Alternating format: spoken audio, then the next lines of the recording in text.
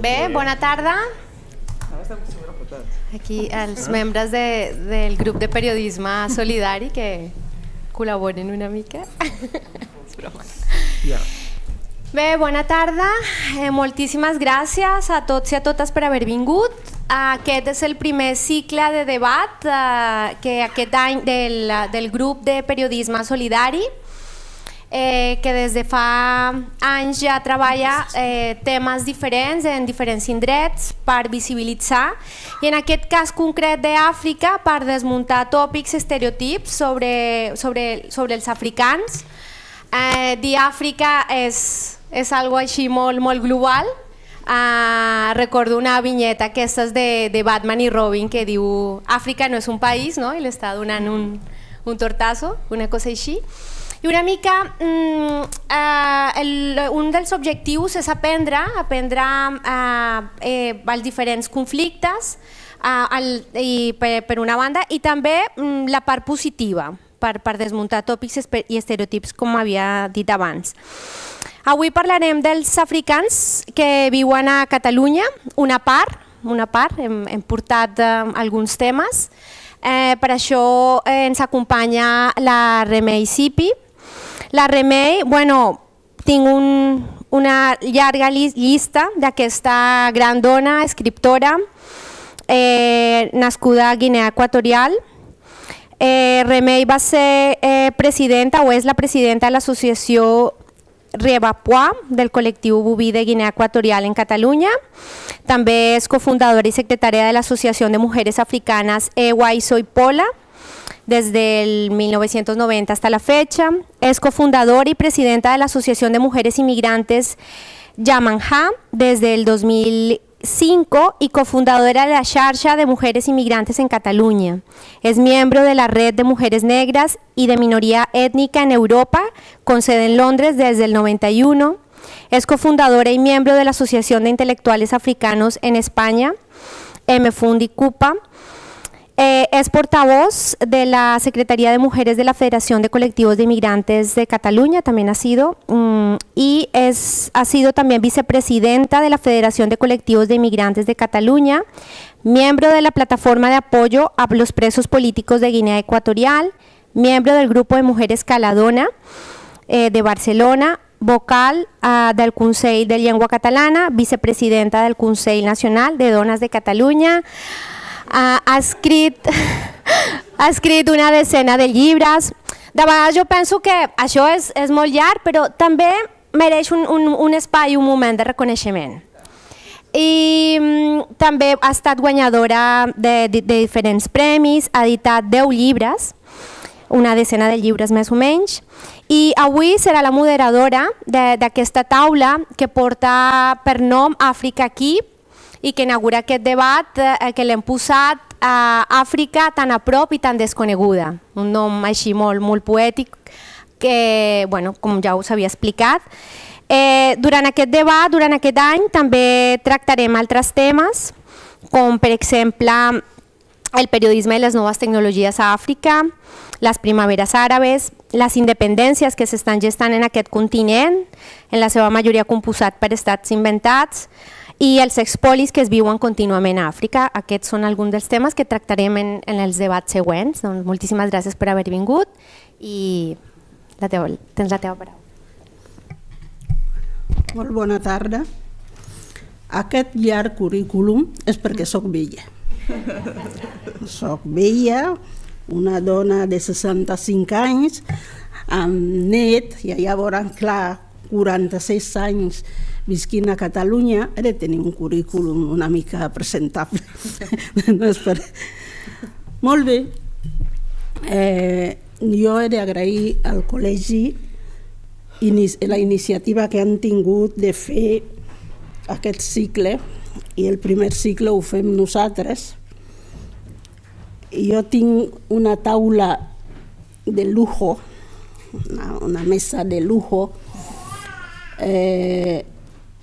En primer lugar presentaré a Ágata. Ágata es una amiga de muchos años de batalla, de todas esas batallas que les han contado. Nos hemos encontrado con Ágata.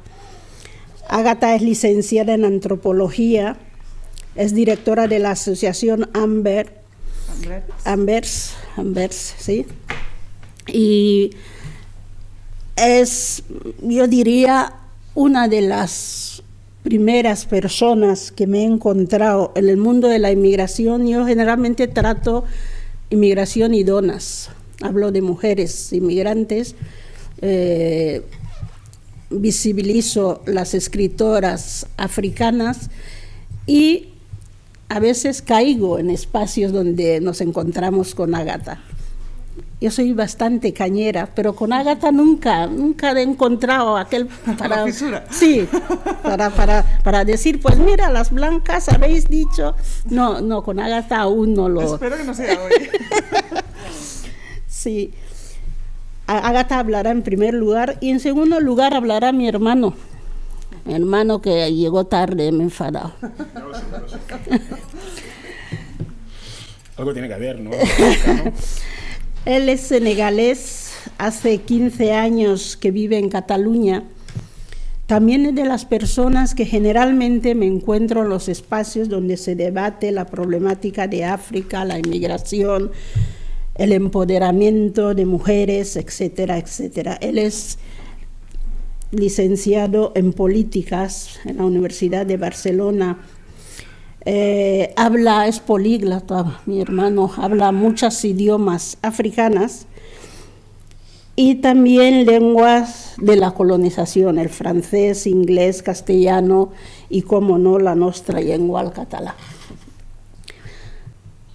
Es activista, es muy activista y creador de espacios para que la gente se empodere. A mí me llamó la atención hace mucho que me dijeron, yo llamo por teléfono, oye, el amigo, ¿dónde está? No, que está en Senegal intentando a ver si podía organizar y preparar algún proyecto para la escolarización de las niñas en Senegal y me llamó la atención sobre escolarización de las niñas, las mujeres otra vez. Presidente de algunas ONGs.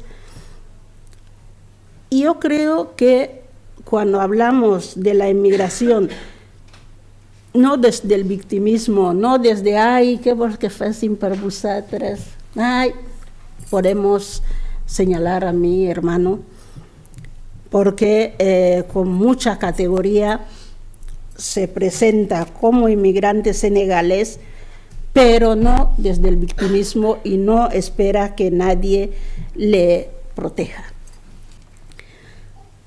Y finalmente hablará Así Faye, que yo no le conocía, había oído hablar de él, había leído en los periódicos, no le conocía porque cuando veo a los vendedores ambulantes me pongo así porque yo no puedo correr, me duelen las rodillas. Entonces yo pienso, ostras, si luego tienen que perseguir a mis hermanos, yo no podré correr, y no le conocía. Es senegalés, activista, sindicalista y muy implicado en el colectivo de vendedores ambulantes, concretamente el Sindicato Popular de Vendedores Ambulantes, del cual es portavoz.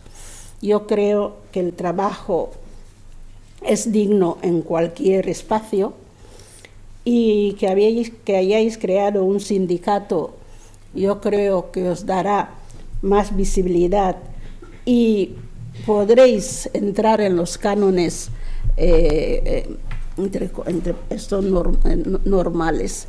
Por lo tanto, querida audiencia, yo creo que hoy tenemos grandes ponentes que nos hablarán de África, este continente olvidado, nos hablarán desde su punto de vista, que algunos luego podréis debatir porque abriremos un turno de palabra. Gràcies. Moltes gràcies, Remei. És un plaer per mi també estar compartir taula amb tu. ¿Hablo en catalán o en castellano? ¿Hay alguien que no entienda el catalán? Porque me es igual, ¿eh? Castellano, vale. Bueno, en primer lugar, voy a hacer una traducción simultánea, porque está en catalán, o sea que si voy más lento, pues... Bueno, en primer lugar, agradecer al grupo de periodistas solidarios que me hayan invitado. La verdad es que es un placer estar aquí, pero estoy como medio incómoda, porque yo en realidad no merecería estar en una mesa, y además teniendo en cuenta que hay muchas personas de origen negroafricano que lo podrían hacer mucho mejor que yo. Pero bueno, como me han invitado y no sé decir que no, pues aquí estoy. Y entonces aprovecho, bueno, yo como solo hablo de lo que sé, pues voy a enfocar mucho de la responsabilidad de la sociedad de destino en uno de los ejemplos más flagrantes para mí, que es la crisis de los cayucos del 2006, porque es un ejemplo de la política de control de fronteras de este país. Es una aberración de ejemplo, y yo creo que provocó problemas determinados que se han cronificado con los años. Nadie ha sido capaz de arreglarlos y afrontarlos, y bueno, es un capítulo así como a destacar. Antes que eso, nosotros desde Andrets hacemos unos debates de ciudadanía migrante, y hicimos uno que trataba sobre las aportaciones de las personas migrantes en nuestro país. Y uno de los ponentes era Inongo Bimakome, que tendría que estar aquí sentado también, porque al final es como que también tenía que aportar. Y él decía que, curiosamente, en las migraciones obligadas, las personas que se ven obligadas a salir de sus países por temas de seguridad económica o política o de guerras, hablamos de que están aquí entre nosotros, pero nunca hablamos de las aportaciones que ellos hacen. Las aportaciones no se miden en las migraciones obligatorias, dice Inongo. No existen, contrariamente a las migraciones que son voluntarias, que todo el mundo tiene muy claro que hay grandes aportaciones. Y él decía que esta invisibilidad de las aportaciones de los migrantes que vienen de países pobres es una dinámica recurrente en todos los movimientos migratorios del mundo, independientemente del país de origen y independientemente del país de destino. Y me pareció como una reflexión interesante que pues quería compartir. Os decía antes que la historia de la política de control de fronteras del Estado español está lleno de capítulos y de episodios lamentables, pero la mala gestión de la crisis de los cayucos es quizás una de las cosas como más sorprendentes, porque cuesta de entender. En el 2005 se dio una situación de mucha saturación en Ceuta y en Melilla, porque hubo la valla de Melilla hacia 3 metros y se hicieron las construcciones para subir las 6. Además, hubo mucha represión de la policía marroquí contra las personas de origen negroafricano que intentaban saltar las vallas, aprovechando que antes de que hicieran los trabajos de construcción de 6, y hubo un accidente lamentable donde 15 personas murieron al intentar saltar la valla por disparos, se dice, de los dos lados, de la policía marroquí y de la policía española. Eso hizo, toda esa tensión en la frontera de Ceuta y Melilla, hizo que se desviara el flujo migratorio hacia Canarias. Y en el 2006 llegaron 31.000 personas de origen negroafricano a las Canarias, procedentes de distintos países. Mayoritariamente eran de Senegal, de Mali, de Guinea-Bissau, de Gambia, de Costa d'Ivori, de Guinea-Conakry, de Mauritania, de Angola, de República del Congo, de Liberia y de Sierra Leona. De estas 31.000 personas, 7.000 fueron repatriadas y 22.000 fueron enviadas a la península. En ese momento, cuando una persona, en ese momento y ahora, lo que pasa que, en aplicación de la ley de extranjería, cuando se detiene una persona que está en situación irregular, pues se lo lleva al centro de internamiento de extranjeros. En ese momento la detención era de 40 días. En esos 40 días lo que tiene que hacer la policía es intentar conseguir repatriar a esa persona. Y en caso de que no se pueda, la tienen que dejar en libertad. Y entonces se da el absurdo de que la gente sale de los centros de internamiento extranjeros en libertad, pero con un documento que dice que está expulsado de España. Pues a estos 31.000 personas que llegaron a las Canarias les dieron a todas, a las 22.000 que quedaron en libertad, les dieron a todas su papel de expulsión. Y como Canarias tenía una situación de, bueno, es una isla pequeña y no tenía la preparación como para acoger a todas estas personas, el gobierno se inventó un programa que fue mandarlos a la península con una orden de expulsión y con un programa que no tendría ni que tener el calificativo de programa, que consistía en que durante 15 días estaban acogidos por una ONG que les hacía un mínimo conocimiento del entorno, les daba una tarjeta de teléfono para que hablaran con sus familiares y les pagaba el viaje para que fueran donde estaban los familiares. Además de eso, o sea, el gobierno español pensó, bueno, pues con estos intentó repatriar a todos los que pudo, pero solo pudo con 7.000. Y entonces, en paralelo a este programa del Estado, empezó toda una política de intentar hacer convenios con los países africanos de repatriación, vinculó la cooperación internacional al control de las personas que querían salir de los países. Hubo países africanos que incluso no dejaban salir a sus ciudadanos, que eso es es súper contrario a la Convención, o sea, la Declaración Universal de Derechos Humanos, que toda persona tiene derecho a salir de su país de origen, y además es una violación clara del derecho de asilo, que uno no puede ejercer el derecho de asilo si su país no le deja salir. Y entonces, en todo este ambiente, la vicepresidenta del gobierno de aquel momento fue a muchísimos países africanos para hacer convenios de repatriación. Abrieron un centro de repatriación en Mauritania, que la idea era que las personas que llegaban a Canarias eran expulsadas a Mauritania y desde Mauritania se mandaban a sus países. Eso fue un desastre porque mucha gente fue enviada a países que no eran el suyo. Y al mismo tiempo hubo control de aguas territoriales en Mauritania, Senegal, Cap Verde, ¿cómo se llama? Cabo Verde, perdón. Y enviaron patrullas, aviones, helicópteros para interceptar y para conseguir que no llegara más gente. Se hicieron acuerdos bilaterales de repatriación en Gambia, Cabo Verde, Guinea-Conakry, Mali, Senegal y Camerún, que hasta el 2006 no existían.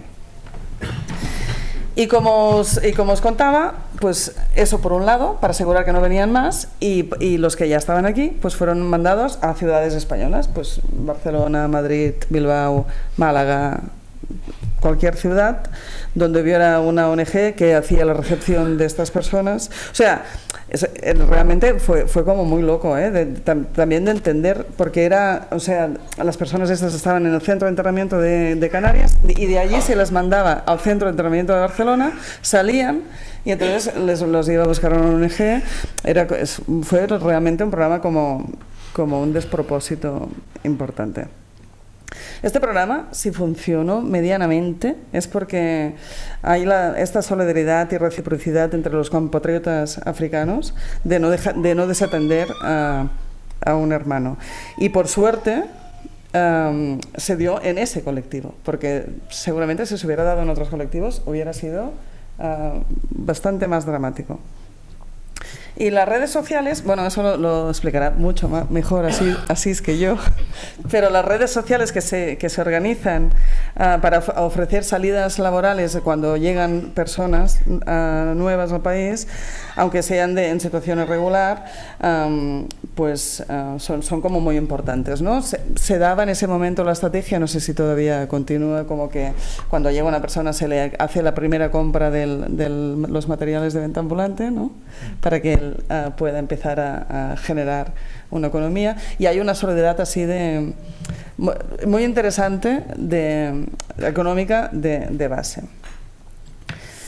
El gran absurdo de este programa, que hasta yo creo que, por ejemplo, a mí me contaban que hacían lo mismo en la frontera de México y Estados Unidos, y me costó muchísimo entender cómo alguien que era expulsado lo enviabas a Estados Unidos, porque es que es como difícil de entender eso. Pues todo esto es absurdo. Pasaron los años y nadie consideró que era importante regularizar a las personas que habían entrado por esas vías. Estas personas la regularización de las personas que entraron por esta vía responde a un interés público, porque fue el gobierno quien los mandó a las distintas ciudades, con lo cual es como que el gobierno es su responsabilidad que estas personas estén documentadas y tengan una vida fácil en ese sentido, porque es que, no sé, un día en el Estado le podrían caer demandas por tener a esta gente aquí, ¿no? Bueno. La voluntad de documentar a estas personas responde única y exclusivamente a una voluntad política. O sea, es importante tener en cuenta que si no se han documentado hasta ahora es porque no se ha querido y porque nadie ha considerado que fuera importante tener en cuenta que tú no puedes tener a una bolsa de personas en situación irregular que tú trasladaste a la península y no darle oportunidades de una vida normalizada.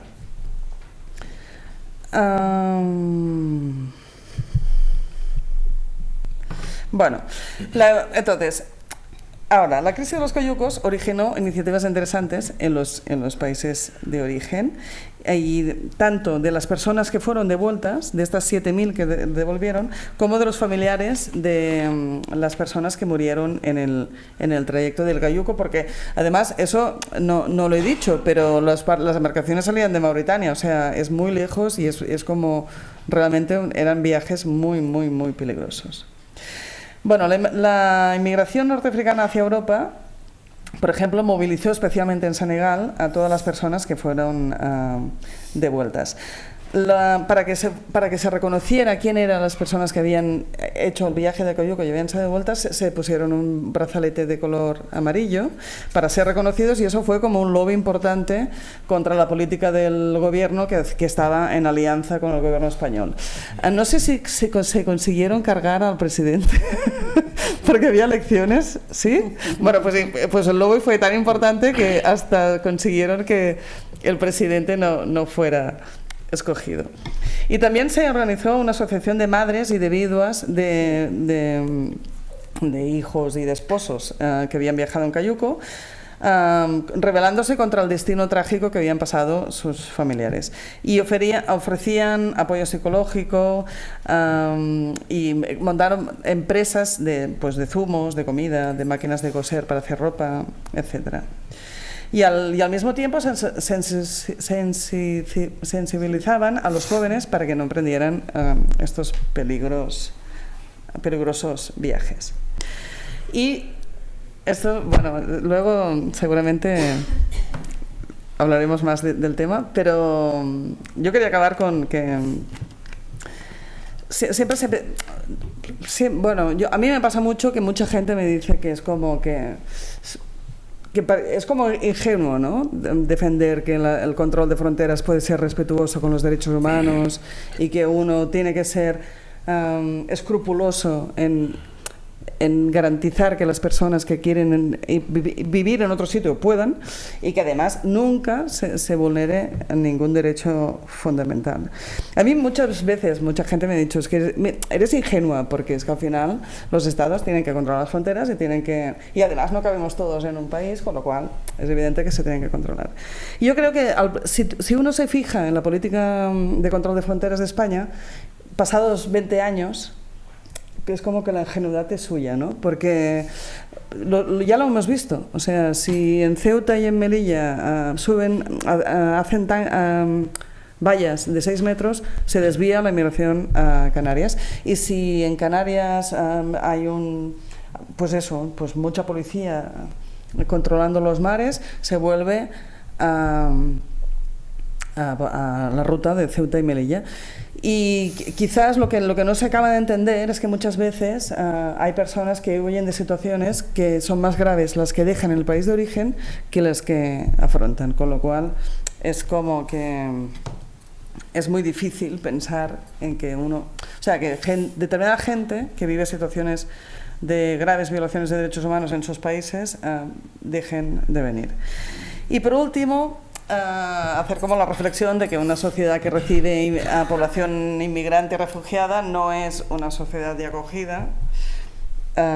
España no es una sociedad de acogida, como vemos con estos ejemplos, y Cataluña probablemente tampoco, porque una sociedad de acogida, a mi entender, es aquella que extiende la mano a las personas refugiadas y inmigrantes, que es comprensiva y generosa con el otro, que reconoce las aportaciones y las riquezas que tienen la gente de distintos orígenes, que les da la bienvenida y que les da la voz y que las acompaña para que su exilio o su inmigración sea más fácil.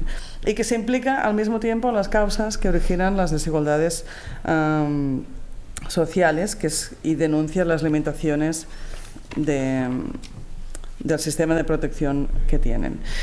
Ser una sociedad de acogida, sin duda, es una voluntad política y se podría, yo, a mi entender, promover una política migratoria y de asilo que sea acorde o propia de un país democrático, decente, defensor de los derechos humanos y que reconozca las aportaciones de los otros. Muchas gracias.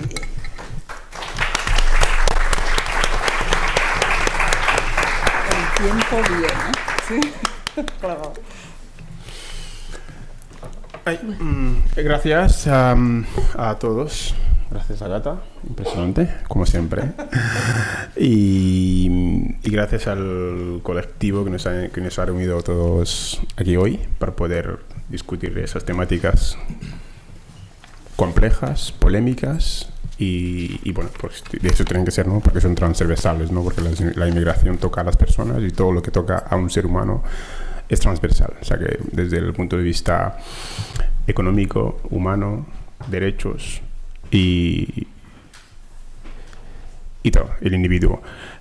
A mí me llamó Josep hace un tiempo de que están con una idea y de que van a montar una actividad y tal, y me dice, digo, ostras, es complicado, ¿no? Porque yo no me considero todavía allí, ¿no? Porque hay mucha cola, ¿no? Y digo, ¿por qué no os acerca esa gente? Y yo, no, pero precisamente por esto digo, bueno, pues bien, vamos a intentar hacer algo y yo me acercaré.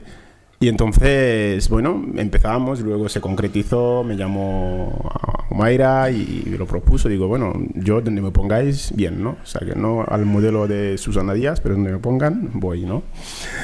Y entonces, bien, estoy muy agradecido, la verdad, de estar aquí, de compartir mesa con esta gente, Asís, Agata y Remey.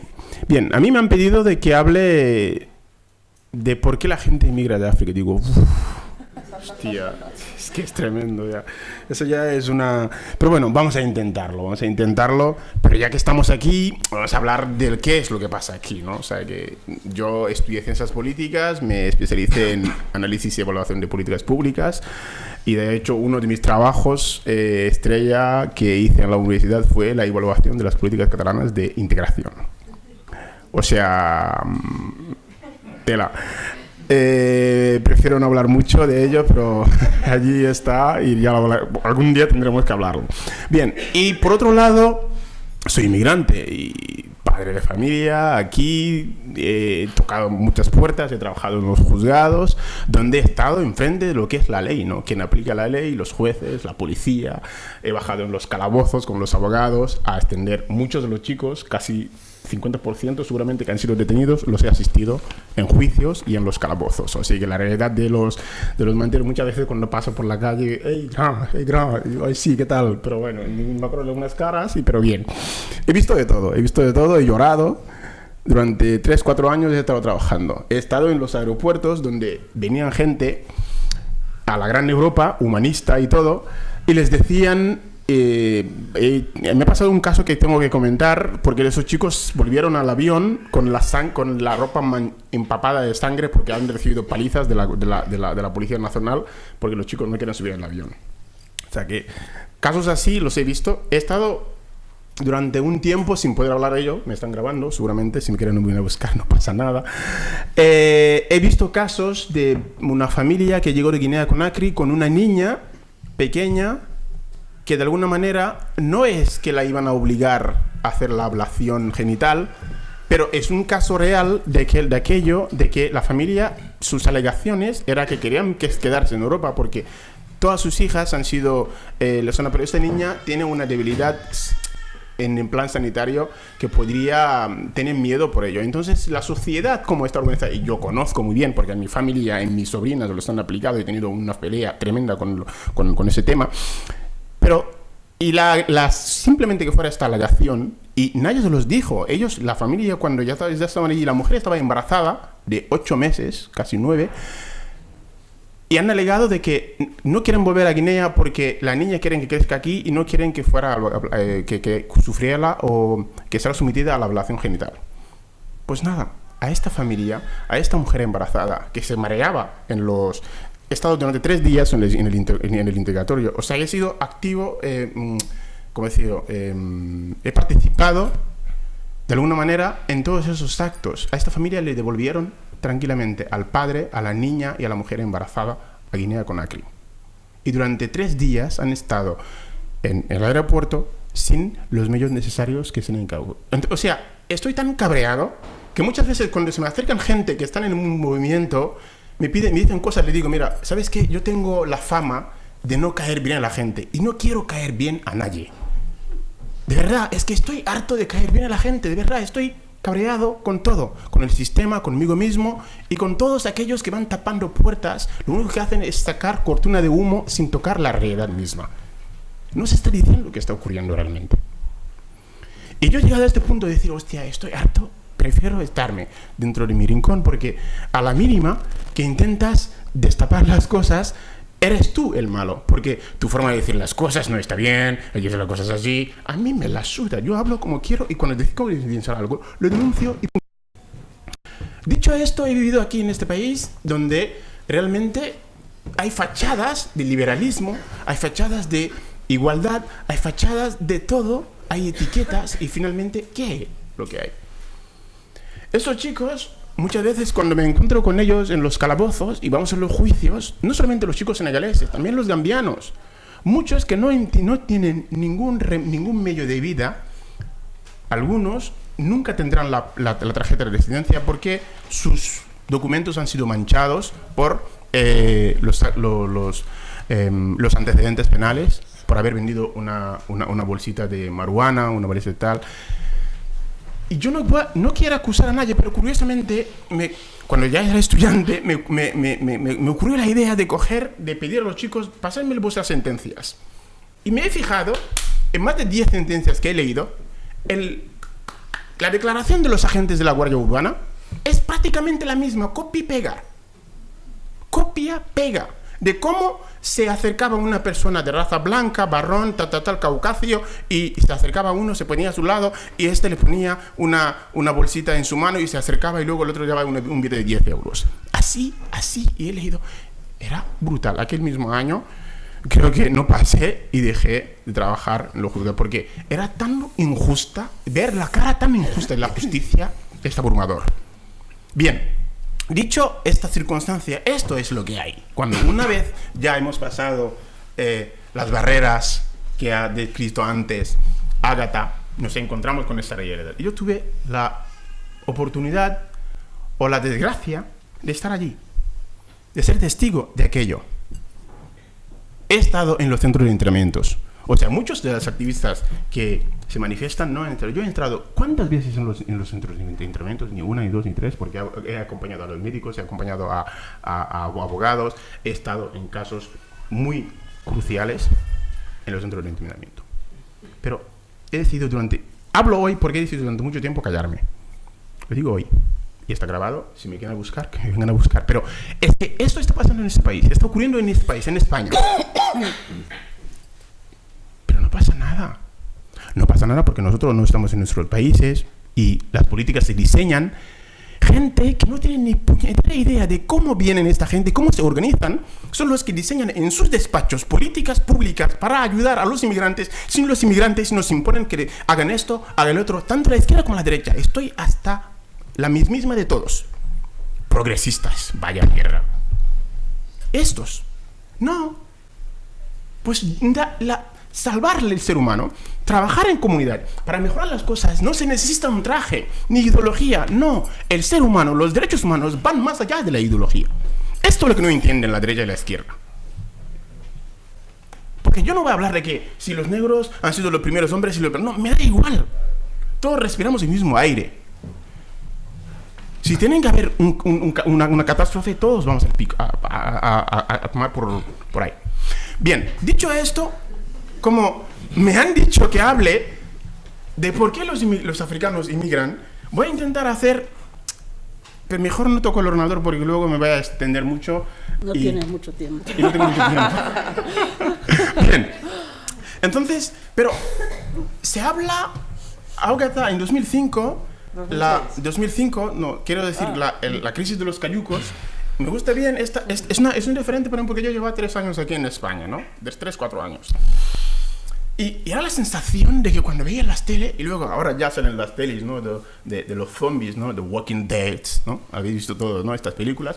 Pues las mismas sensaciones, yo creo que se han inspirado en los inmigrantes para poder describir, para poder montar la película o el guión del Walking Dead. ¿Verdad? En serio, ¿eh? Es que hay que verlo. Nosotros que desde la perspectiva del ser, desde el punto de vista filosófico, lo vivimos y lo percibimos y escuchamos. Yo me acuerdo cuando escuchaba la radio, era que un grupo de inmigrantes han invadido la bahía de Tananana, pero era un escenario que dice, hostia, viene a por nosotros.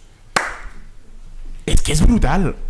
Entonces, estas sensaciones han dado una amplitud a la cosa y la sociedad misma se ha creado una sensación, aunque los que digan que no, es que también hay que verlo. Es como cuando el PP, el gobierno popular, Partido Popular, ha decretado la ley esta de limitar el acceso de los inmigrantes a la sanidad.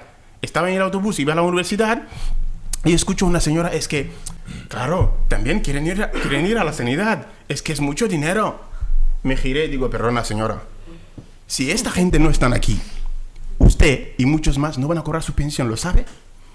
Digo, y esta gente, gracias a ello y a muchos, vosotros estáis viviendo como estáis viviendo. Vamos a ser un poco hipócritas, pero a la justa, ¿eh? Y me dice, no, eres un marido. Digo, sí, yo soy un marido y he nacido así y así está, ya está, no es el problema. Entonces, si volvemos a decir la inmigración africana hacia Occidente, nos preguntamos realmente, la inmigración africana dentro de los países africanos, nunca se habla de ello. Pues, de los que se mueven en África, se calcula que hay 70 millones de personas africanas que han movido de un país a otro y se han instalado allí. Senegaleses en Nigeria, cameruneses en Gabón, guineanos en Congo, gaboneses en Guinea. Esta es una realidad de los países de los continentes africanos. Si calculamos de que son 70.000, ¿cuántos realmente los africanos viven en Europa? Según los datos de la OCDE, cerca del movimiento que tenemos, podemos decir, si cogemos de los que llegan a Europa y con el flujo, estamos hablando de 1,5 millones de África negra. Ahora bien, anualmente, de 1,5 millones que se mueve. Bien, si cogemos este 1,5 millones y miramos lo que se compara con los africanos que se mueven y los motivos reales de que los hacen mover, no hay una gran diferencia. Muchas veces la gente habla de los motivos económicos, humanos y no sé qué, no sé cuánto. Es que todos los motivos, no hay ningún motivo que fuera superior al otro cuando uno inmigra. Uno se puede enamorar, inmigra. Uno puede ir por los estudios, inmigra.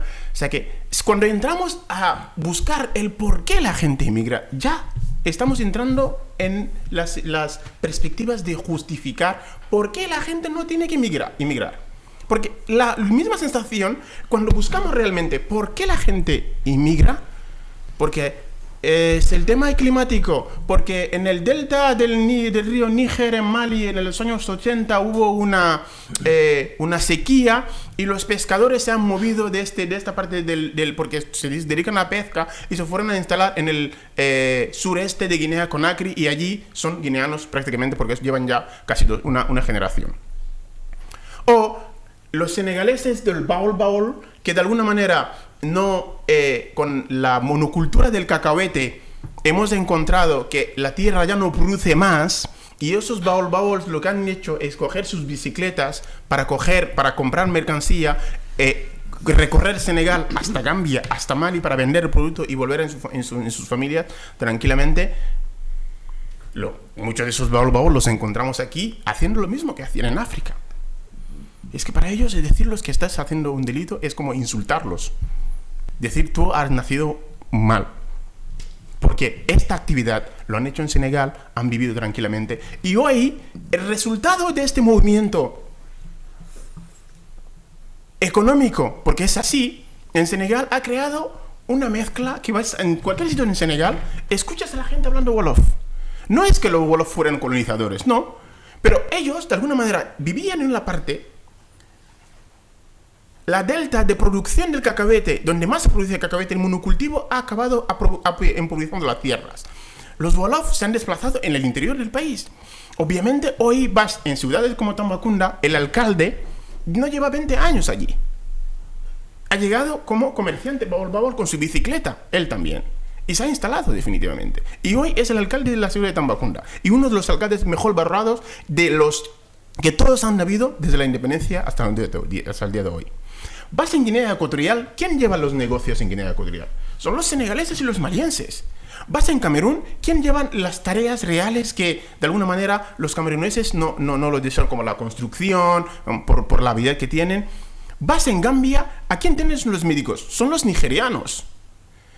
Esta movilidad que tenemos en el continente africano es lo que nos hace rico, es lo que cada vez hace que África está creciendo. Pero cuando hacen sus encuestas o sus estadísticas, nos vienen con rollos así de cooperación y de transferencia de competencias. Yo leo y digo, hostia, es que, vale, prefiero cogerlo y llevármelo al lavabo. De verdad. Porque, ¿de qué me estás hablando?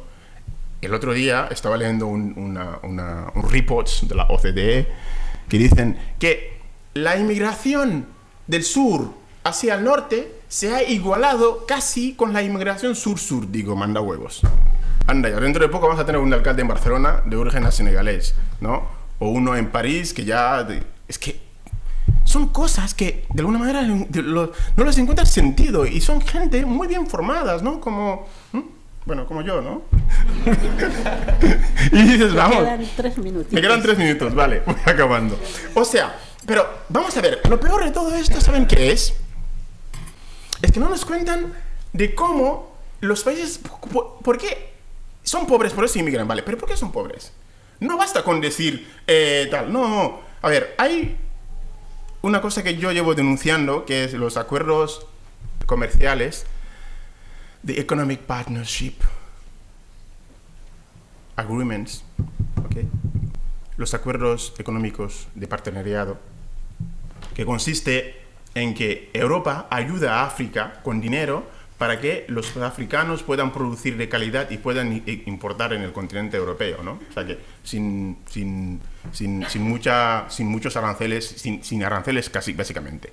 Pero luego miras los productos que están exentos de aranceles aduaneros y dices, vale, pero entonces, ¿qué van a aportar? Pues nada. Y resulta, para ir resumiendo, que estos mismos acuerdos que están firmando ahora dicen que no, son acuerdos libres, los países africanos no están obligados, van libremente con soberanía. Digo, pero ¿desde cuándo los países africanos han sido soberanos? ¿Desde cuándo? Pero ¿desde cuándo? Desde 1945 llevamos una moneda que se llama franco CFA, colonia francesa de África, que tenemos en nuestros países. Desde la independencia, Francia tiene en cada uno de los bancos centrales africanos 2 vetos para cualquier política pública si Senegal quiere desarrollar, por ejemplo, y que necesita un dinero, este presupuesto, el presupuesto nacional de Senegal, tiene que pasar por Francia, porque si el Banco Central de Senegal dice no, esto no pasa, y si Francia, que tiene dos representantes en el Banco Central de Senegal, diga al Senegal, tienen que rectificar vuestro presupuesto porque eso no vale. Por lo cual, no puedes construir hospitales si nosotros no queremos, no puedes hacer carreteras si nosotros no queremos, no puedes endeudarnos si nosotros no lo aprobamos, porque Francia tiene este veto gracias a los dos representantes que tiene en el Banco Central de Senegal. Y lo tiene en todos los bancos centrales de todos los países que tienen el franco CFA. 3 zonas. La Comunidad Económica de África Occidental, la CEMAC y la Comunidad de los Comores. Los 3 tienen un gran banco central y de allí también Francia tiene 4 representantes. Vamos a ver. Entonces, si Francia dice, si la Unión Europea dice que vamos a organizar un acuerdo con esos países, voy acabando, Remey, esos países pueden decir no. Pues no pueden decir ni no ni sí. Es que no tienen soberanía para decir sí o no. La soberanía monetaria me permite a mí crear una moneda, decir, mañana la cosa está yendo mal, pues nada, voy a devaluar, ping, para ajustar un poquito y permitir que me pueda entrar mercancía, o la mercancía la gente que venga a comprar mercancía en mi país puede tener unos intereses. Es decir, cuando yo compro mercancía en Senegal, teniendo el franco de Senegal bajo, me interesa ir a comprar en Senegal. ¿Y esto qué importa? Permite que los senegaleses que cultivan puedan cultivar más y pueden tener más ingresos. Si no tenemos esta capacidad de poder hacer las fluctuaciones de nuestra moneda, no tenemos libertad, no tenemos soberanía. Y por lo cual, si no podemos hacer inversiones públicas, si no podemos endeudarnos, no podemos hacerlo.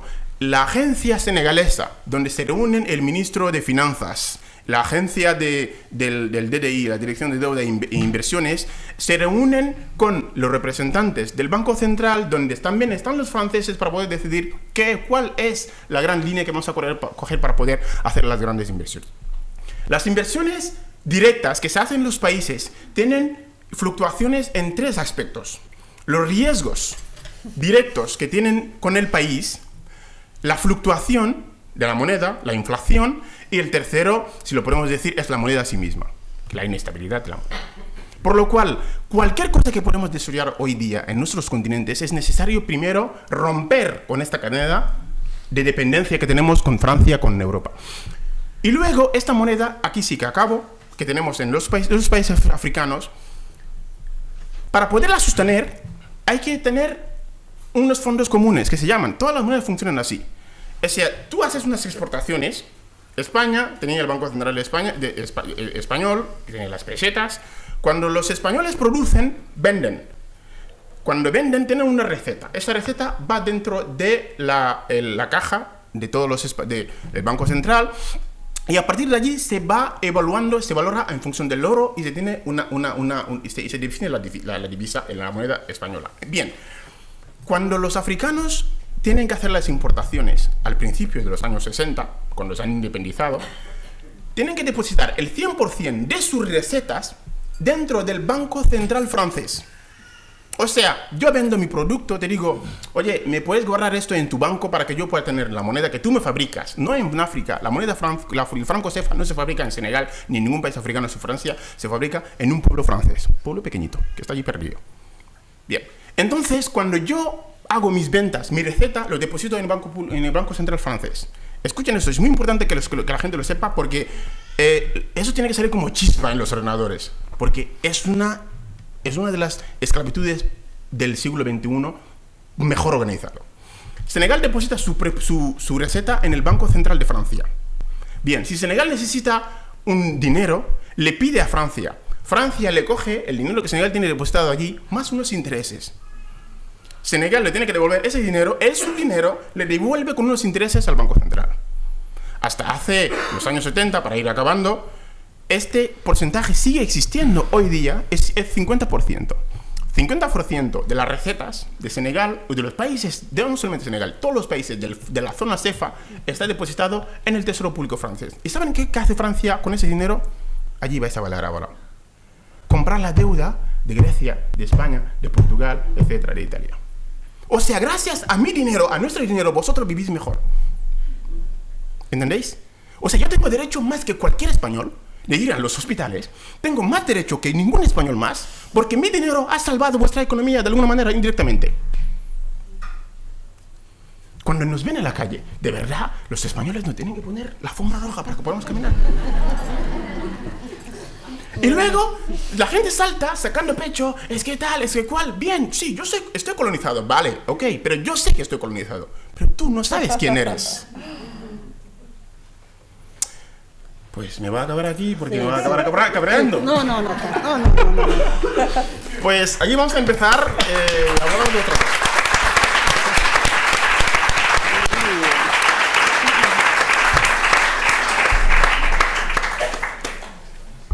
Bueno, muchísimas gracias. Agradezco muchísimo esta organización, especialmente a mis hermanos y hermanas que estoy compartiendo este debate tan rico.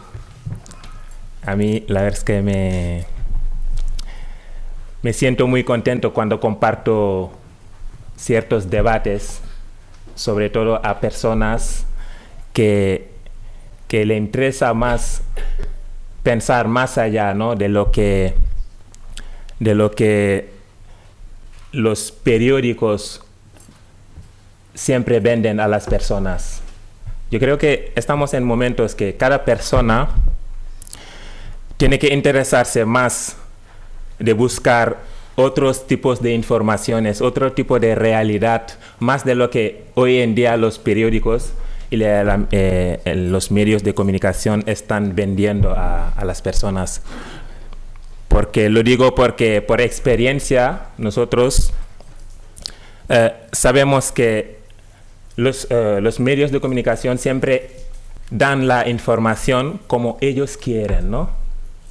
Y esto, bueno, por un lado puede perjudicar, por otro algunos se benefician, ¿no?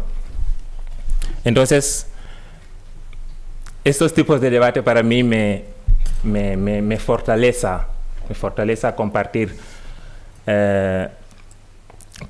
con estas personas. Es muy importante lo que acaba de decir Saiba. Por cierto, te estaba diciendo que me gustaría poder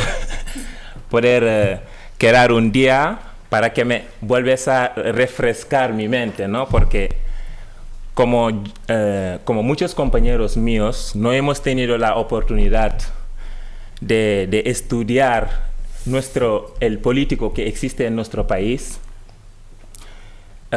Yo personalmente me gusta compartir con personas que se dediquen a estudiar esto y buscar una forma de mejorar nuestra situación.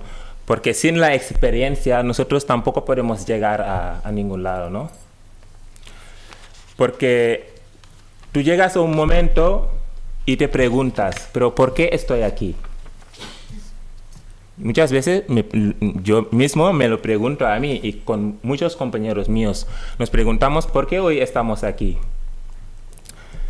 Y claro, la respuesta es como si tú mismo no sabes la respuesta. Tú lo preguntas, pero tienes tus pensamientos de que, claro, en África nuestros gobiernos son corruptos, seguimos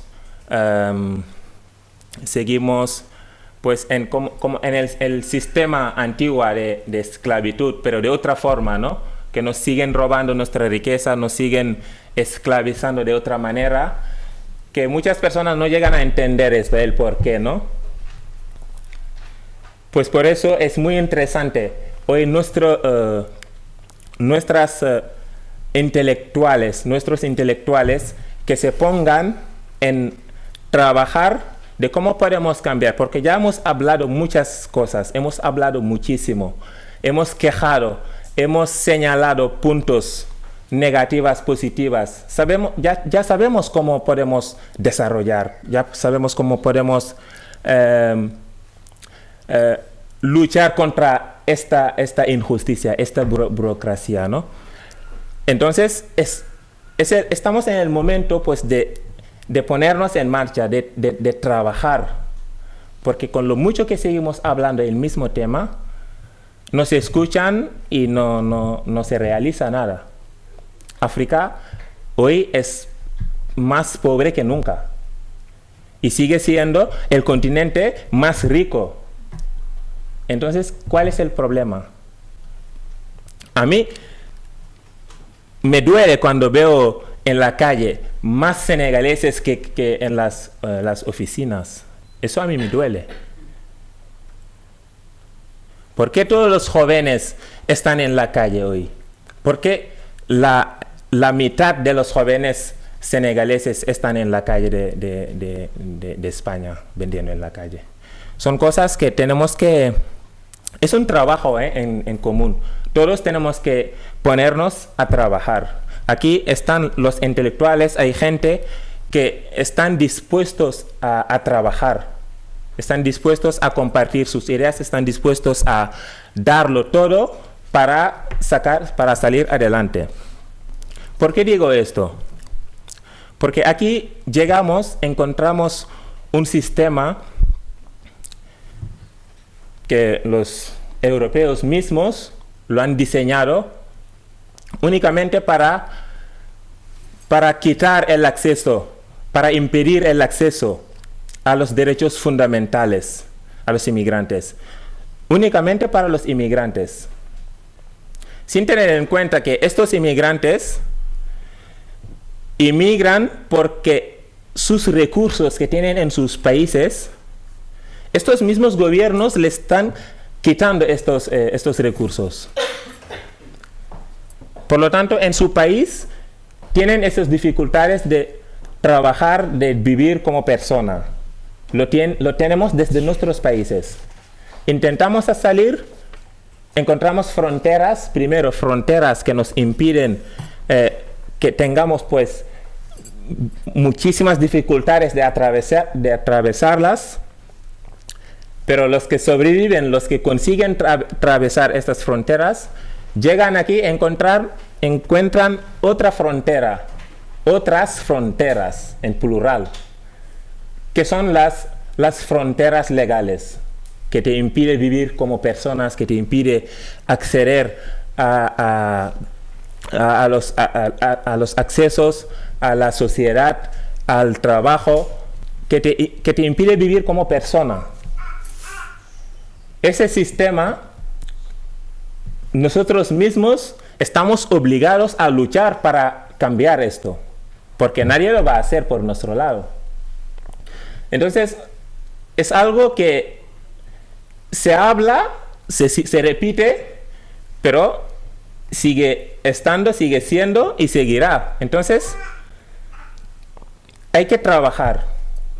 Tenemos que ya cambiar las palabras con acciones. Es lo que quiero decir. Porque hoy estamos aquí, estamos en la calle, sufriendo, corriendo. Los manteros ya no tienen rodillas. Los 99% no tienen rodillas. Y son jóvenes de 20, 30 años. Ellos, ¿qué podrán servir a su país? No podrán servir. Están condenados a sobrevivir. Están en estas calles. No tienen ni tiempo. Nosotros, como nuestra organización, el Sindicato Popular de Venderos Ambulantes, intentamos cada semana reunirnos, hacer asambleas, explicar, compartir ideas, etc. Pero hay personas que no tienen ni 5 minutos de venir a hablar con nosotros o a compartir o a escuchar. No tienen ni tiempo. Si preguntas, te dicen, pues yo necesito dinero, necesito pagar mi alquiler, necesito tal. Esto siguen así, es su vida y nunca van a salir allí. Entonces, ¿qué es lo que queremos conseguir? Tú ganas hoy 5 euros, 10 euros, 15 euros. Mañana tendrás el mismo problema, estarás en las mismas necesidades. en este sistema tú sigues aquí, cada vez necesitas más estar en la calle. Y aquí viene lo peor. Porque si llegas a España te dicen tienes que estar 3 años para poder conseguir los documentos. Tú te preguntas, durante esos 3 años, ¿qué puedes hacer para poder conseguir una vida mejor, para vivir en una casa, para comprar comida, para ayudar a tu familia? Porque nosotros no venimos aquí simplemente para mejorar nuestra vida, sino también con nuestra familia. Tratamos de mejorar las condiciones de nuestra familia también. Entonces, estos son puntos que tú como persona siempre estás preocupado con esto. No tienes tiempo de mejorar, no tienes tiempo de ir a estudiar, no tienes tiempo de buscar cómo puedes avanzar como personas. Para mí es lo que más me duele, porque no sé cómo puedo ayudar para que eso se cambie inmediatamente, porque es urgente. Es urgente. Es como lo que estamos diciendo, crisis es una crisis humana que nosotros, yo creo que es el momento de compartir con todo el mundo, porque aquí existen personas sensibles que quieren cambiar, quieren apoyar, quieren ayudar. Yo creo que es el momento más que nunca para compartir, para juntarnos, unirnos, para cambiar esto. Estamos en un país que nos venden, que hoy en día está de moda hablar de refugiados. Está de moda. Cada uno, pues, piensa que es su derecho, o no sé cómo decirlo, salir en una manifestación y decir que ya he participado y ya está.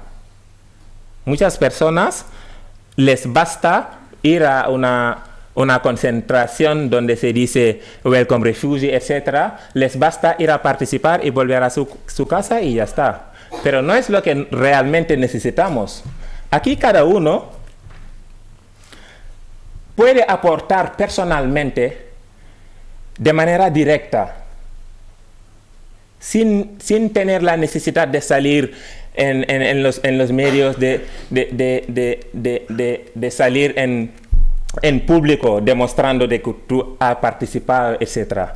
Pero de manera directa, cada uno tienes un vecino que es seguramente inmigrante, que puedes tratarle de una manera que él se sienta seguro, que se sienta como acogida, que se sienta mejor, que no puedes ir a una manifestación de welcome refugee y volver a tu barrio con una mirada que transmite aquí no eres bienvenida, no me gustas, etc. Eso es falso. Entonces, yo creo que es culpa de todos tenemos la culpa de la situación que vivimos hoy en día. Entonces, yo personalmente con mis compañeros que estamos en el sindicato, desde que nosotros llegamos aquí, la violencia que nosotros vivíamos es lo que nos lleva a organizarnos, porque vivíamos una violencia brutal que cada uno le recibía de su manera. Antes la policía se aprovechaba tanto de nosotros, nos consideraban como tan tontos que, como saben que hay lugares que no hay cámaras, o incluso dentro de sus comisarias, te trataban como basura, te trataban como un animal. Y eso nosotros le sufríamos de manera individual. Es lo que nos llega a pensar que tenemos que organizar para luchar contra esto, porque si no, nos van a machacar todos. Entonces, poco a poco, nosotros vamos teniendo ideas de cómo podríamos organizarnos, cómo podríamos buscar una manera de luchar contra esto, de defendernos. Y poco a poco vamos aprendiendo, pues, usar móviles no todos nosotros lo sabíamos. Lo empezamos a usar, comprar móviles caros para únicamente grabar la policía. Empezamos a aprender a dar declaraciones de prensa, y eso hace que la brutalidad, la persecución policial ha disminuido. Todavía existe, pero hace que se disminuye un poco. Y eso para nosotros es algo. Hemos logrado, pues, sentar con el ayuntamiento a buscar una manera de conseguir regularizar situaciones de algunos que para nosotros es lo más fácil, digamos, porque algunos, como acaba de decir, que nunca van a conseguir los documentos, porque ese sistema que acabo de decir, que lo han diseñado de una manera que si tú no te comportas como ellos quieran, nunca vas a conseguir los documentos. Y aquí consideran más el documento, que es un papel, lo consideran más primero que tú. Tú vas al hospital, documento, o fuera. Vas a denunciar, documento, o fuera. A mí me pasa lo mismo. Aquí hay muchos puntos que antes me reían cuando la hablaban, porque yo le he vivido la expulsión, he vivido, pues, el miedo que te transmite cuando muchas veces la policía te pilla, te tortura. Eso, si lo vives, no es lo mismo que hablarlo que otra persona que no lo ha vivido. No puede ser lo mismo. Eso hace que tú, como ser humano, también buscas una manera de defenderte. Hay que dejar muy claro que nosotros no somos inmigrantes vacíos. Aunque venimos aquí sin estudios, aunque venimos aquí, pues, sin poder hablar bien la lengua, pero nosotros hemos traído valores muy importantes que nos hace vivir dignamente, que nos da, pues, la fuerza, que nos ayuda a resistir contra esa violencia, este sistema tan racista que nos excluye a la sociedad. Esos valores nosotros no los renunciamos. El inmigrante viene aquí dejando su familia, pero no deja ni su religión, ni su alegría, ni su dignidad, ni su cultura. Todo eso lo traemos y queremos vivir con todos estos aquí. Y aquí seguiremos viviendo con esto. Igual, habrá algunas políticas que buscan una manera de diseñar algunas leyes que te dice, tú como musulmana tienes que tener estos comportamientos, si no, no puedes vivir aquí. Pero esto no quita que esta persona que es musulmana, o que es animista, o que es católica, puede renunciar a su manera de vivir. Eso no puede ser. Porque estos valores son los únicos que te puede ayudar, que te puede mantener vivo. Porque cuando tengas miedo, vas a buscar refugio. ¿Dónde vas a refugiar? Pues en estos valores. Vas a recordar cómo te han educado, qué es lo que te enseña tu religión. ¿Cuáles tus valores que te pueden impedir a ir a vender drogas?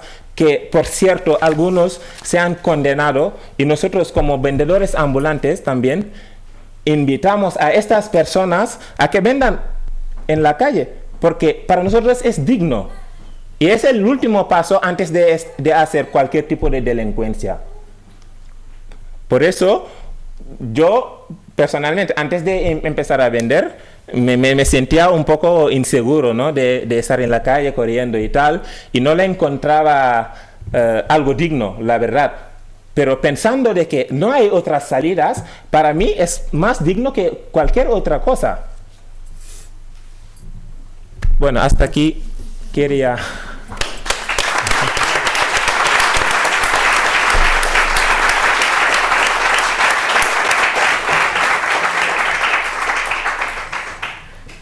Las inmigrantes traen en sus viajes una maleta llena de nuevas realidades, nuevas formas de vida, en definitiva, otra cosmogonía, que en muchos casos no se dejan dar.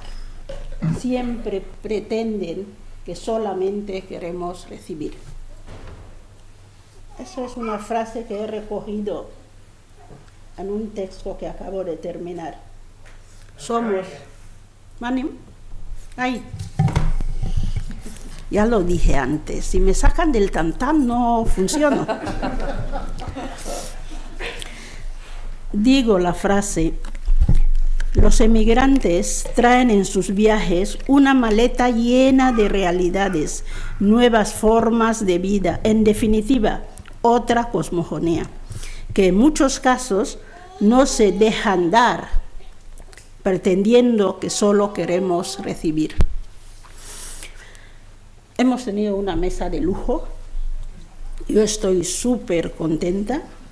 Ágata, el tema de que algunos africanos deberían estar antes que tú no es tan real. Estamos viviendo en una sociedad, voy a utilizar aquellas palabras tan redundantes, que es multicultural, multiétnico, multital. Por lo tanto, está bien también que empecemos a compartir. Yo me he quedado con algunas palabras de ustedes y a partir de ahí entraremos en el debate. Por ejemplo, responsabilidad de la sociedad de destino. Es un capítulo a destacar y pendiente. También me he quedado la invisibilidad de las aportaciones.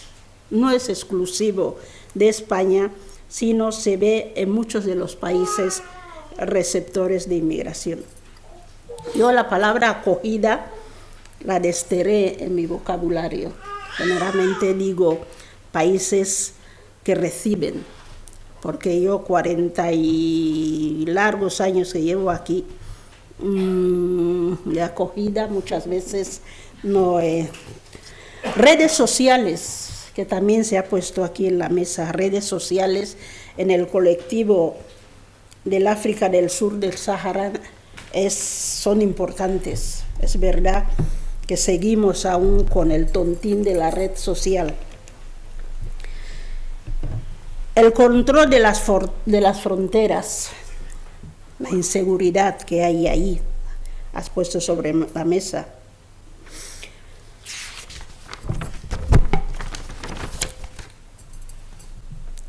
Mi hermano dice que está enfadado con todo el mundo, que antes no podía hablar, pero ahora se ha destapado y no le importa. Dice que estamos en un país con muchas fachadas. Esto es bien verdad. Hay bosque, te estimo y tal, pero en resumidas cuentas es lo que decía el joven. En la calle, en las manifestaciones, a lo mejor te dan la sonrisa, pero el vecino, cuando entras en la puerta, te dice: un vas, no, es que vica aquí. ¿Desde cuándo? Te hace un rosario de interrogación.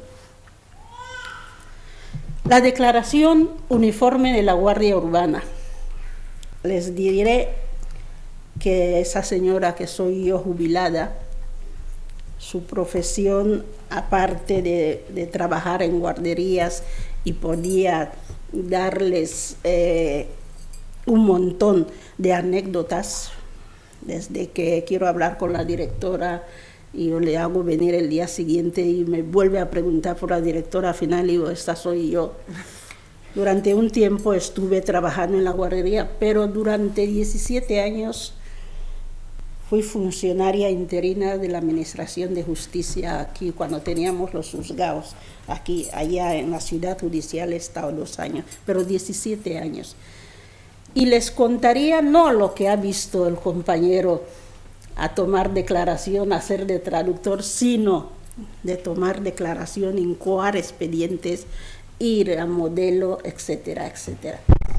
Yo creo que los politólogos, los abogados, como mi hija, y los jóvenes que están ahora luchando, pueden escribir esas anécdotas. Son espeluznantes. Los derechos humanos van más allá de las ideologías, estoy completamente de acuerdo. Los derechos humanos. A veces cuando hablamos de temas de África, es que vosotros los salvajes, la ablación, etc. Yo pido la palabra humildemente, digo, cuando los derechos humanos se ven atropellados por la religión, por la ideología, hemos de ir en contra de esos derechos. El compañero también puso sobre la mesa el desahogo que tenemos, el ahogo que tenemos con el Banco Central, los francófonos. Es bien verdad. Yo soy de Guinea Ecuatorial y cada vez que llegas ahí han devaluado, y no es Ubián que ha devaluado, sino ha recibido órdenes del Banco Central. Decía que hay que romper con Francia. Me vino en mente aquel libro tan bonito que no pasa de moda. Los que no lo han leído, que lo busquen, La desconexión de Samir Amin. Es un libro que nos habla de la desconexión y deberíamos mirar a ver cómo lo hacemos. Es mucho más difícil. Se me viene en mente también hablar de la descolonización de la mente africana. Estamos demasiado pegados a lo occidental, nos da muchas veces vergüenza de nuestros orígenes y desde los países de origen. Descolonizando la mente, un libro reciente de un camerunés, no me acuerdo ahora el nombre, pero también está en las librerías. Son libros que nos dan pautas para ir conociendo este África. Me ha llamado la atención aquello que ha dicho el joven. Yo antes hasta tenía vergüenza de vender. Sí. Nos llevaban a la vergüenza. Yo le he dicho, cuando estaban en el Corte Inglés, ahora que están en la Marina, yo les veo pero lejos, porque a veces les veo que cogen, digo, claro, como yo soy negra, también llevo bolsa, a lo mejor la policía, y entonces no me acerco y no tengo la posibilidad de poder conoceros más de cerca. Decía, llegamos aquí y nos preguntamos por qué estamos aquí. Y muchas veces la respuesta no sale. Tratar como una basura. Me ha llegado dentro, porque los que conocen África, que hoy día por atrápame.com mucha gente puede viajar y viaja a África, generalmente el africano en el país de origen no tiene aquel rencor de haber sido colonizado, de tal. Llega el occidental en África, en nuestro pueblo, lo primero que saca es su cámara fotográfica con los niños corriendo, jugando y tal, sin pedir permiso a nadie, lo saca. 6 meses después encuentras esta foto en la portada de un libro o en el texto. No tenemos que tener vergüenza. Muchas veces lo que nos falta es la información de la historia, porque muchas veces también la historia que leemos no ha sido escrita por nosotros, porque nosotros somos los vencedores. Por lo tanto, empiezan a haber africanos muy buenos, analistas, también, como no decirlos, africanistas europeos muy buenos, que también empiezan a hablarnos de nuestra realidad. Conocer nuestra historia nos dará la categoría de no avergonzarnos. Yo lo dejaría aquí. Tienen aquí a 3 grandes oradores que podrán contestar a sus preguntas. Y una vez más les agradezco el hecho de que hayan pasado la tarde con nosotras. Gracias.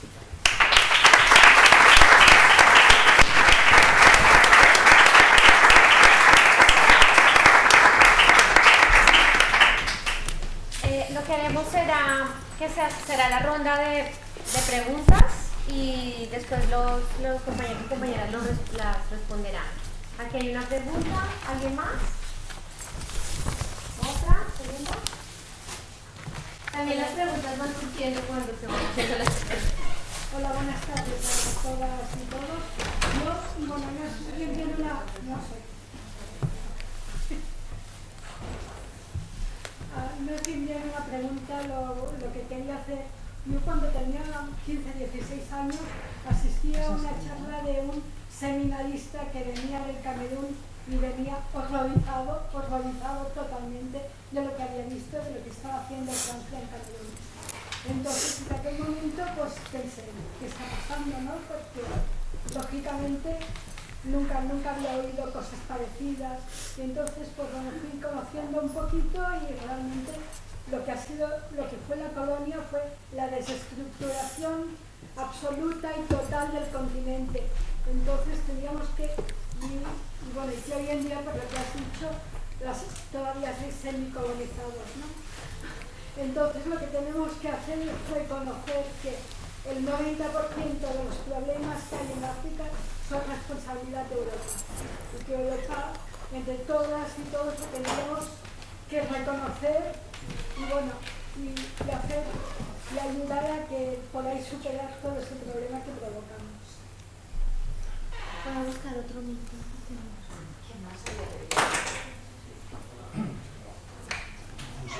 Espera un momento, a ver si...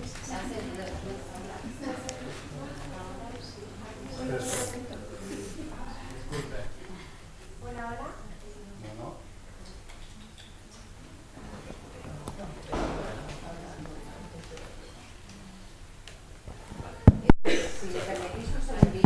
Ya está. Bueno, gracias. Un segundito. Quería decir que, Remei, yo soy miembro de la comisión del Grupo de Trabajo de Periodismo Solidario. Remei hablaba de que tenía una mesa de lujo y la incluyo a ella y realmente sí lo es, pero además también tenemos un público de lujo que nos acompaña hoy y que me gustaría comentaros que ahora pasaremos una hoja, porque como decía Omaira al principio, este es el primer debate de un ciclo que queremos tratar sobre África. Todas aquellas personas que estéis interesadas en recibir información, no os podemos dar todavía la fecha, pero si apuntáis el nombre, teléfono o el correo electrónico os lo enviaríamos. Gracias. Ya está.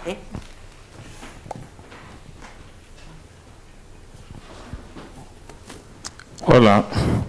Bueno, me llamo Ade. Tengo dos preguntas. La primera pregunta va dirigido a Saiba. Es sobre sobre ECOWAS.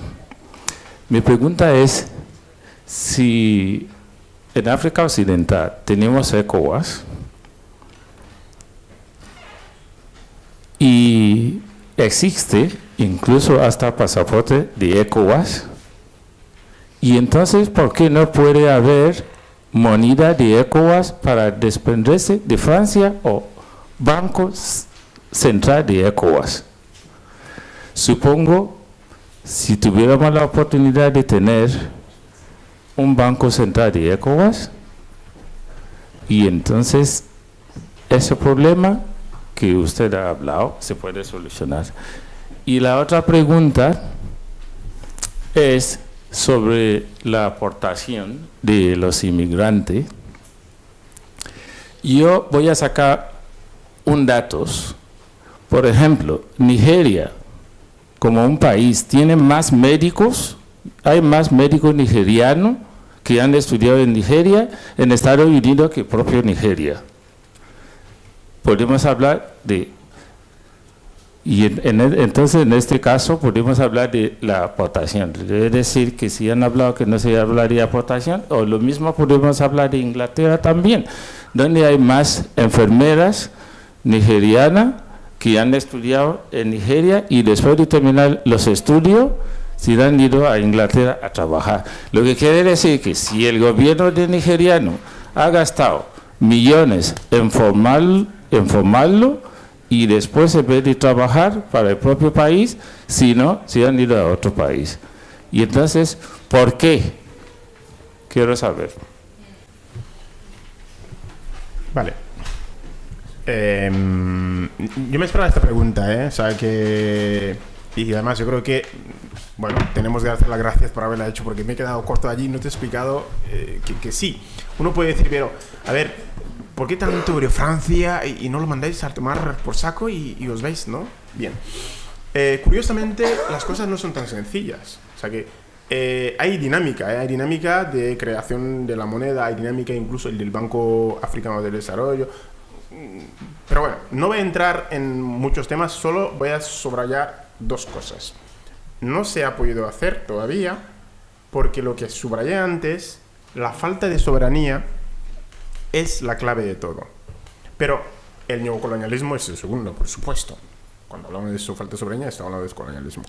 Bien, ¿qué pasó con esos países que tienen ahora el franco CFA, la UEMOA, Unión Económica y Monetaria Oeste Africana, que decía antes que tiene el Banco Central de la Unión, y tenemos el CEMAC, ¿vale? Que es la comunidad, por otro lado, los países francófonos, donde incluye Camerún, Congo, Gabón, Guinea Ecuatorial, ¿vale? Que tenemos, por otra parte tenemos los Comores, que son los 3 bancos centrales en África, ¿no? Bien, ¿qué pasa? Hay un ejército colonial que existe todavía en Francia, después de las independencias. Curiosamente, en 1960 muchos países africanos se han independizado. Tengo que abrir el ordenador porque mi mente no me da por esto. Curiosamente, en 1960 prácticamente muchos países han vuelto a firmar un convenio con Francia donde le dan la potestad a Francia de intervenir en cualquier momento si se siente la inseguridad en el país, es decir, para proteger el régimen. ¿Quiénes han firmado esos acuerdos? Todavía algunos presidentes de estos acuerdos están al gobierno, porque Francia los protege. Estoy hablando de 1960, Centroáfrica, hasta que fue últimamente el último, todavía estamos en guerra en Centroáfrica. Y las fuerzas francesas están en Centroáfrica, lo saben. De hecho, incluso hubo muchos jaleos en el caso. Costa de Marfil, 1961, firmó también el acuerdo de intervención de Francia en caso de situación conflictiva para la defensa de la soberanía. Escucha esto, para la defensa de la soberanía, Francia tiene que intervenir en esos países para proteger en caso de conflicto. Togo, 1963. ¿Y quién está al poder todavía? Gnassingbé Eyadema, su hijo, que sigue. Él murió y su hijo sigue el poder. Tenemos a Senegal, 1963 lo firmó. Abdoulaye Wade vino, rompió el contrato con Francia y mandó a tomar por saco las fuerzas francesas. Pero ¿cómo le salió? De hecho, Camerún, 74, Paul Biya sigue al poder en Camerún. Djibouti, 77, conocemos todos la historia de Djibouti, cómo acabó. Entonces, algunos de esos países han firmado este acuerdo de cooperación militar. Por ejemplo, Chad, que de alguna manera no lo había firmado, pero tuve que firmarlo porque Idriss Déby, cuando llegó en su momento, que echó a Hissène Habré del poder, cuando Déby entró realmente y se instaló, intentó coordinar un poquito el país. ¿Pero qué pasa? El uranio que saca Francia de África para las centrales nucleares, de hecho, muchas centrales nucleares de aquí funcionan gracias al dinero que viene de Chad. Entonces, el problema que tenemos en esos países es que cuando hay un problema, Francia interviene con su ejército. ¿Y saben cuánto destina Francia a la defensa? 34 billones de euros. ¿Qué es el presupuesto total de más de 16 países africanos? Solo lo que Francia tiene en presupuesto para defensa. Y la gran mayoría de las intervenciones de Francia se hacen en los países africanos. Esto por un lado. Los intereses de Francia son reales. Hubo declaraciones de Sarkozy, de Jacques Chirac, de Mitterrand, que han admitido que sí es una realidad el hecho de tener el franco CFA, que si Francia deja el franco CFA, si le escapa el franco CFA, Francia no puede sostener. Francia no puede sostener la potencia que tiene ahora. Una cosa que no había dicho antes, cuando Francia o las empresas francesas quieren importar productos africanos, los minerales, todo lo que sea de África, no pagan dinero a los africanos, no. Le dicen, me traes el producto y yo te marco en mi agenda que tú tienes aquí conmigo, en mi banco, 20 millones. O sea, Francia no desembolsa ningún dinero, solamente lo justo para la transacción. Como Francia va a desenvolver el dinero, mientras que va y vuelve, no, simplemente como yo tengo una libreta, o sea, cogemos el caso de cualquier banco, todos aquí tenemos un número de cuenta, donde va tu nómina y todas las cosas. Entonces, si el banco te pide un producto a ti, tú se lo das, dices, vale, perfecto, yo te pongo en tu libreta que tienes aquí 3.000 euros. Pues lo mismo hace.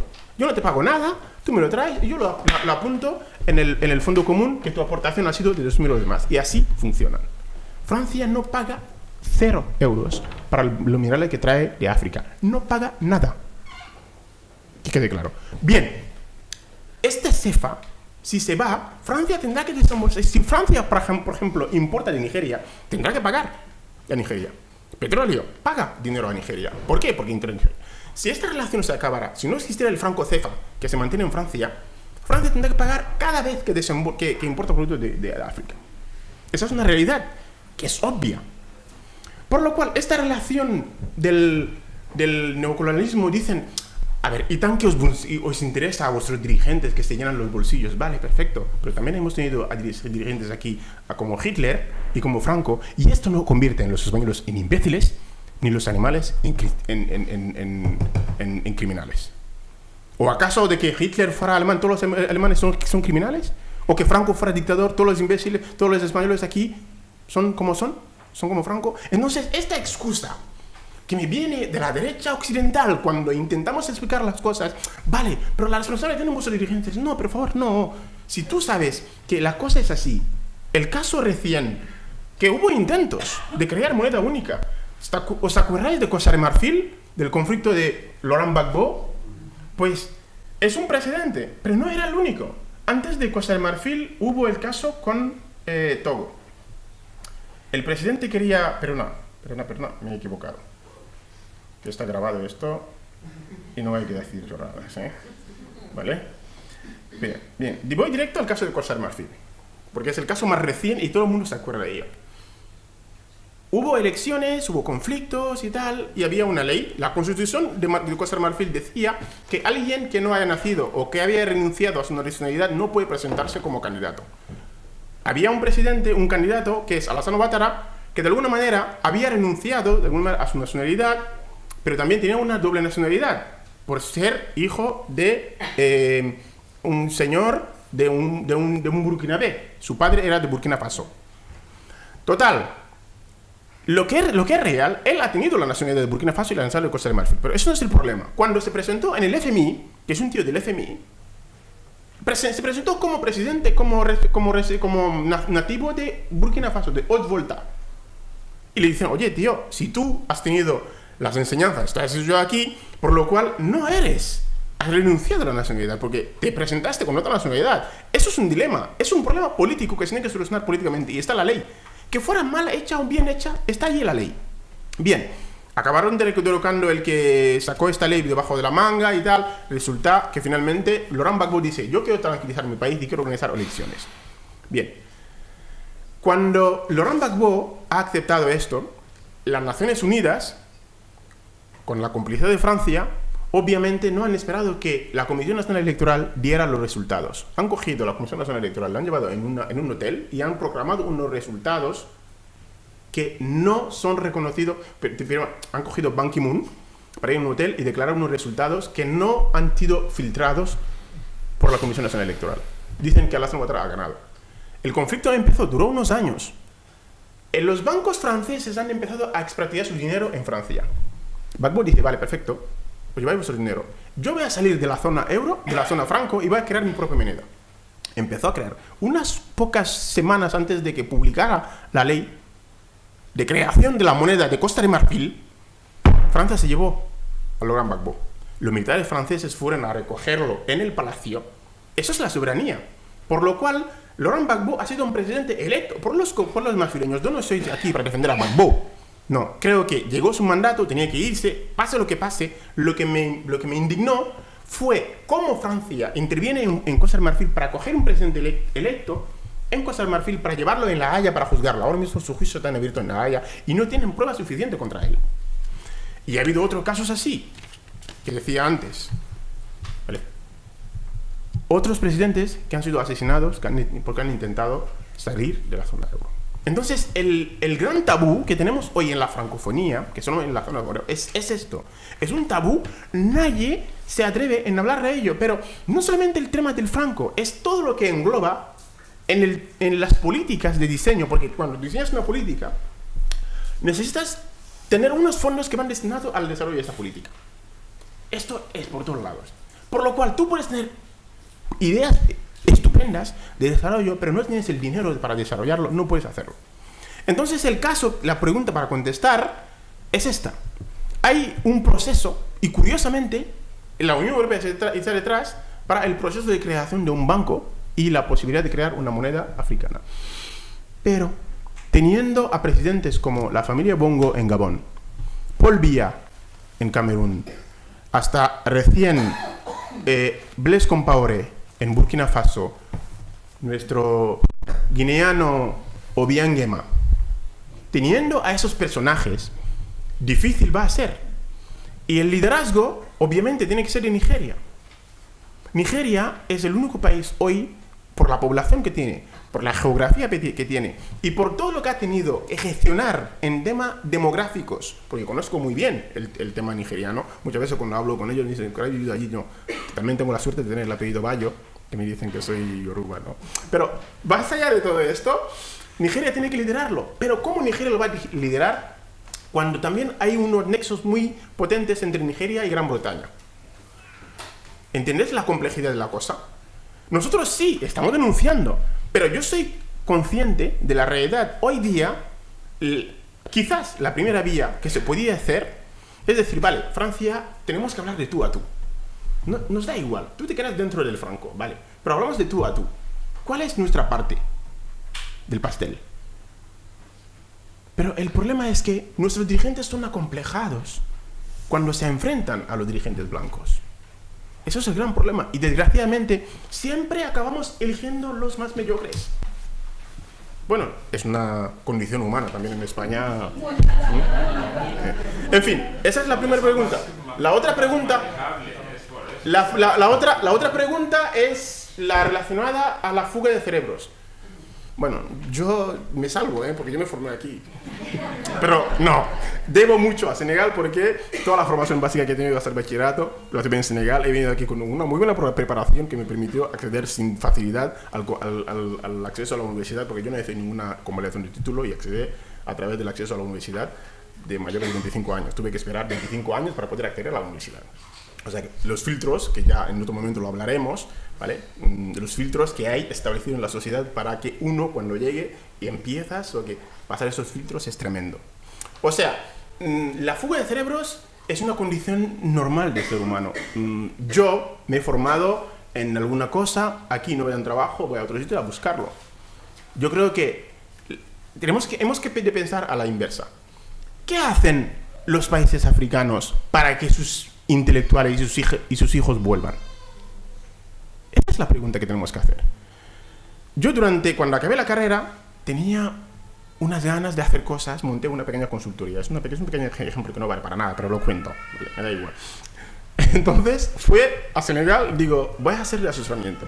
¿Por qué? Porque creo que lo que estaban haciendo muchos de los...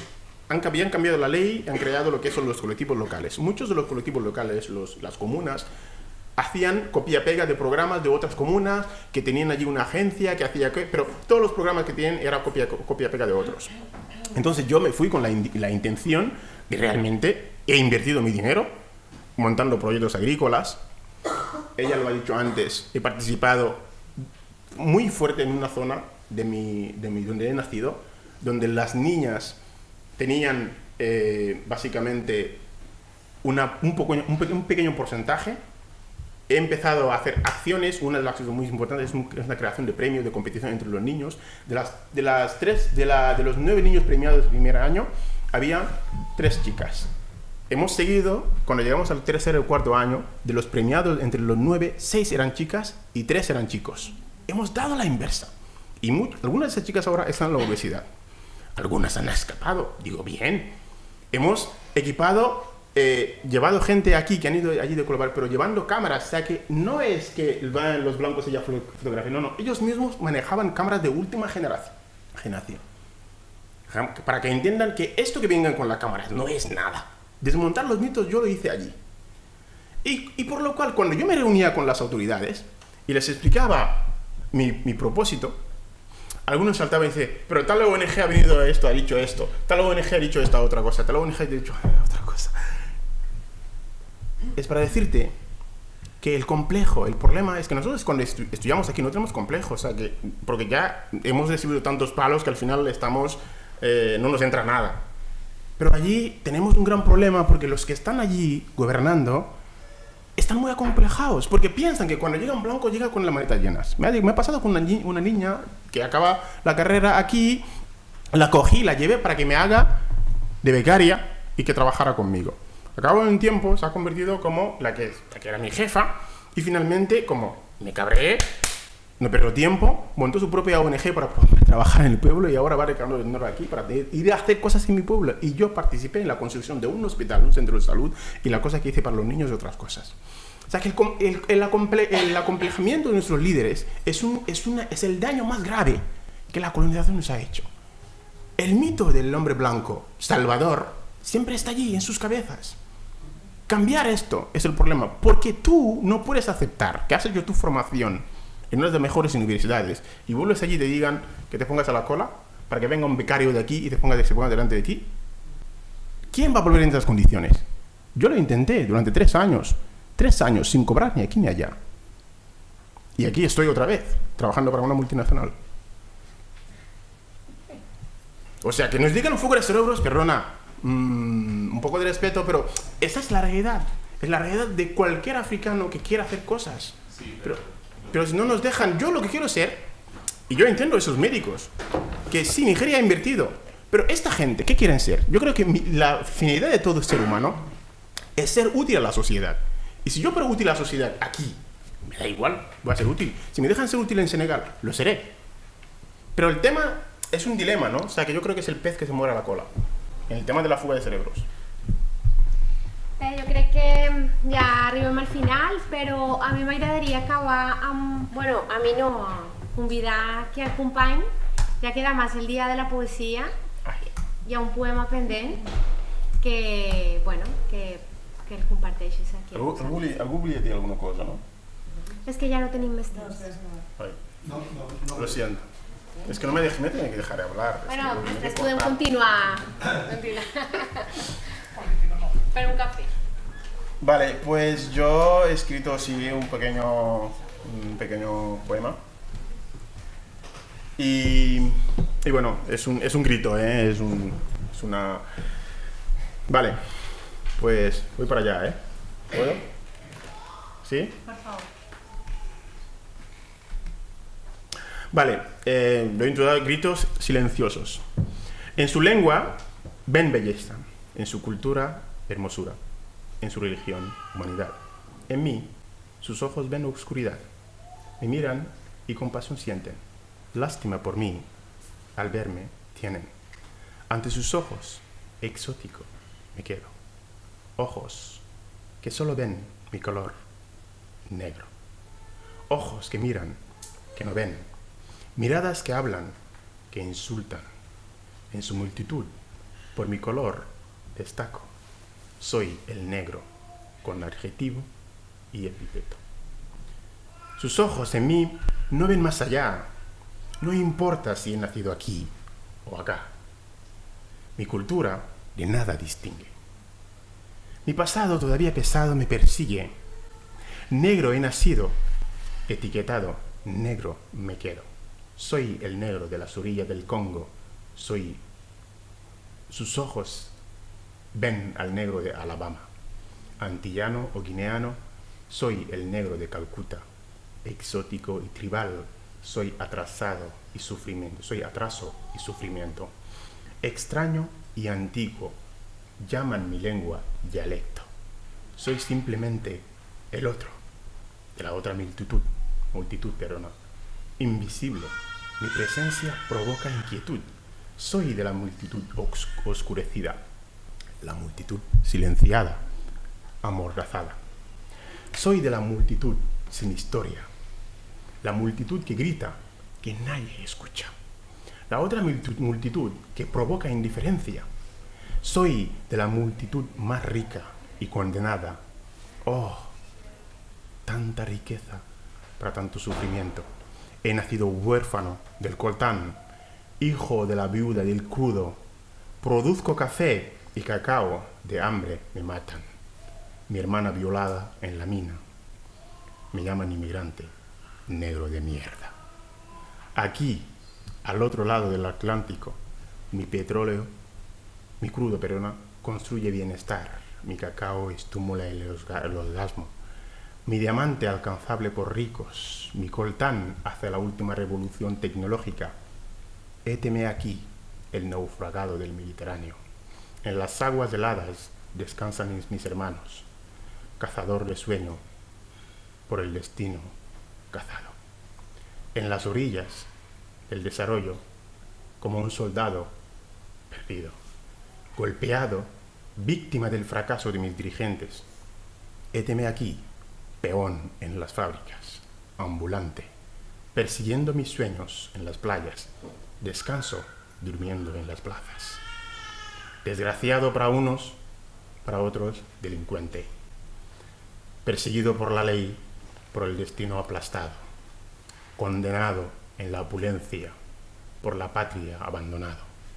Borradas mis huellas por las intemperies, convertido en producto de marketing, mi figura oscura en sus carteles, recaudo fondo para mantener su empleo. Sus ojos en mí no ven más allá de mi color, su opulencia irrita, su ignorancia lastima el alma, sus ojos en mí solo ven a mi sombra, arrogantes me representan con pasión, sus ojos en mí perciben el vacío. En su soberbia, tremendo hinchazón, percibo al almanacer de tiempos nuevos. Obstinado y paciente, camino por el sendero, sorteando obstáculos por él creados. Sin entender mi causa, lidera mi lucha.